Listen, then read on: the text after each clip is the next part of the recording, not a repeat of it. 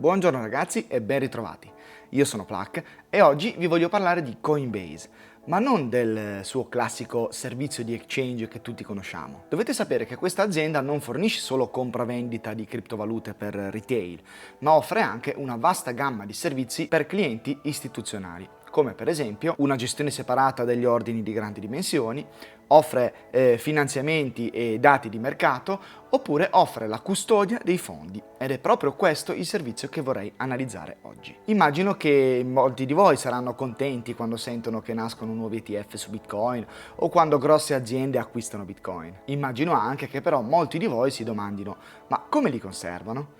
Oggi vedremo qualche dato che sinceramente mi fa molta paura, perché la risposta nella stragrande maggioranza dei casi è proprio la custodia presso terzi. Prima di cominciare vi chiedo cortesemente di iscrivervi al canale se ancora non l'avete fatto e di attivare la campanella, così sarete sempre aggiornati quando uscirà un nuovo video. Inoltre, se apprezzate i miei contenuti, potete supportare il canale donando anche solo un caffè utilizzando il QR code che compare durante il video, oppure sfruttando il Lightning Address presente in descrizione. E qual è il modo migliore per conservare i vostri Bitcoin che non volete trasferire per nessun motivo? Beh, conservarli su un hardware wallet. Se dovete quindi acquistare un hardware wallet, potete usare il codice PLAK per avere uno sconto del 5% sull'acquisto dei prodotti Bitbox, come il Bitbox 02, del quale trovate anche il tutorial completo sul mio canale, o come il Bitbox 02 Nova, il nuovo prodotto annunciato alla conferenza di Praga che ha anche la compatibilità per iPhone e iPad, 2 colorazioni e lo schermo in vetro. Non possiedi un PC ma vuoi lo stesso usare un hardware wallet? Da oggi puoi farlo anche con l'ecosistema Apple. Bitbox 02 e Bitbox 02 Nova sono dei signing device molto semplici da utilizzare, open source e di produzione svizzera. Un ottimo compromesso tra semplicità di utilizzo e sicurezza dei vostri fondi. Il Bitbox 02 Nova al momento è in preordine, quindi corri sul sito e dacci un'occhiata, così scoprirai anche i tempi di consegna. Vi lascio il link diretto in descrizione. Ricordate, codice PLAK per il 5% di sconto. Grazie Bitbox per aver sponsorizzato questo video. Io ringrazio di cuore anche tutti voi e ora andiamo avanti. Coinbase, dicevamo, fornisce proprio un servizio chiamato Coinbase Custody e offre la custodia degli asset ai principali enti istituzionali, tra cui, indovinate un po', gli emittenti degli ETF e le aziende pubbliche e private. Che cosa significa questo? Beh, proviamo a dare qualche numero. Tanto per incominciare, lo stesso Brian Armstrong, CEO di Coinbase, ha dichiarato nel febbraio 2024 che l'azienda fornisce la custodia per circa il 90% dei Bitcoin riguardanti tutti gli ETF emessi negli Stati Uniti. Già questo numero è folle se ci pensate. Negli USA ci sono 11 ETF spot e 10 di questi detengono i Bitcoin presso Coinbase. Solo BlackRock cuba per circa 655.000 Bitcoin. Pensate che il totale stimato di Bitcoin custoditi presso Coinbase ammonta a 1.175.000. 1.175.000 Bitcoin che rappresentano il 90% del sottostante di tutti gli ETF custoditi da un solo ente. E non è tutto, questa cifra riguarda solo gli ETF, ma si stima che il totale dei Bitcoin custoditi per conto terzi, quindi considerando anche le public e private companies, ammonti a 2.386.000.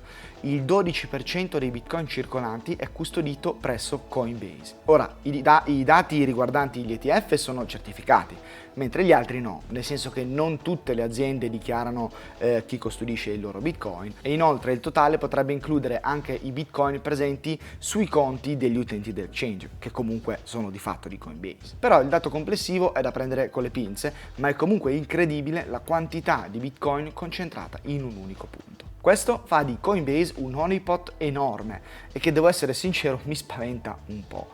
Più che altro continua ad irritarmi la narrativa dell'esposizione al prezzo di Bitcoin attraverso gli ETF e la narrativa di Bitcoin come store of value portata avanti dalle aziende private in fallimento che si stanno convertendo a diventare delle Bitcoin treasuries, ma che poi fanno custodire i loro Bitcoin a Coinbase. Non che sia contrario all'idea di Bitcoin come store of value, ci mancherebbe. Però questa narrativa portata avanti in questo modo mi fa sentire puzza di prossima bolla. Non so come spiegarvelo, ma vedo una serie di criticità che partono dall'idea che basta mettere Bitcoin in tesoreria per eliminare i problemi strutturali di un'azienda, passano per il far gestire per conto terzi i propri Bitcoin e finiscono con il dare tutto in mano ad un unico ente come Coinbase.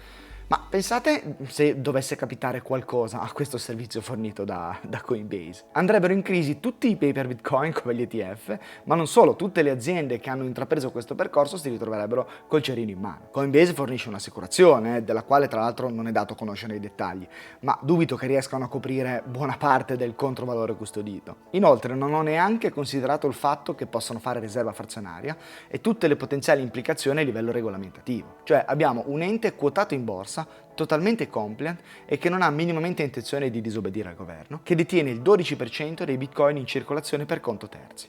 Insomma, a me questa situazione non piace per niente. Però, che ci possiamo fare? Niente, se non osservare la situazione e non cedere la custodia dei nostri bitcoin. In ogni caso, con questo video non volevo mettervi paura. Coinbase prenderà sicuramente le dovute precauzioni e i fondi sono tutti in cold storage, solo una piccola parte sono in hot wallet. Volevo però portarvi alla luce questa situazione e provare quantomeno a fare un ragionamento con voi. Se questa è l'adozione di massa del prossimo futuro, la possiamo ritenere reale adozione? Ecco, io credo di no. Credo che un'adozione del genere non serva a niente, anzi può creare enormi danni. Il concetto di self-custody dovrebbe essere al centro di tutti i ragionamenti, altrimenti ci stiamo solamente esponendo al prezzo di Bitcoin. Qui non stiamo parlando di azioni o di titoli che possono essere rubati, qui stiamo parlando di Bitcoin che sono molto più delicati da custodire e sono anche a rischio di furto o di confisca, per esempio. Bitcoin ci dà la possibilità di essere proprietari dei nostri risparmi, ma se noi li affidiamo ad altri o addirittura ci esponiamo solo al prezzo, ecco che tutti i suoi benefici cadono, perdono di utilità e stiamo trattando Bitcoin come un qualsiasi altro strumento finanziario.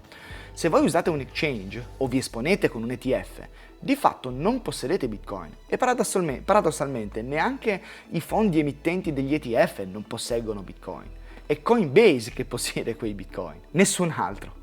E io sinceramente preferisco non vedere l'adozione di massa piuttosto che vederla in questo modo, dove non c'è un minimo di educazione, ma solo l'illusione degli elevati ritorni che può portare Bitcoin con la totale mancanza di custodia da parte di chi si espone a Bitcoin, appunto. Se continuiamo così, finiamo che la maggior parte dei Bitcoin sono in pancia a Coinbase e a questo punto non avremo più scambi peer-to-peer, ma semplicemente cambiamenti di stato sul registro contabile di Coinbase. È questo quello che vogliamo?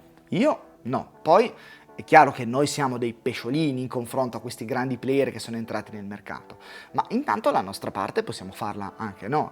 Quando sentite qualcuno che vuole comprare Bitcoin, non proponete ETF, ma fate scaricare un wallet e fategli comprare i Bitcoin veri, portateli sulla strada giusta. E voi invece, non vendete Bitcoin, ma conservateli oppure spendeteli. Potete spenderli in maniera peer-to-peer e poi riacquistarli. Hodl, spend and replace. Con Bitcoin voi avete tutto quello che vi serve in mano, una moneta incensurabile che potete scambiare peer-to-peer, il contante digitale che non necessita di permesso per poter essere trasferito e che non vi chiede chi siete per poter essere utilizzato, ma anche una moneta che non si svaluta e che può essere utilizzata per preservare il vostro potere d'acquisto, uno store of value. Quindi fate i bravi e cercate di sfruttare tutte le possibilità che Bitcoin vi offre. Io per oggi ho terminato, ragazzi. Se il video vi è piaciuto vi chiedo cortesemente di lasciare un bel like e ditemi nei commenti la vostra, mi raccomando fatemelo sapere perché ci tengo, così creiamo una bella discussione. Noi ci vediamo mercoledì prossimo con un nuovo video. Ciao!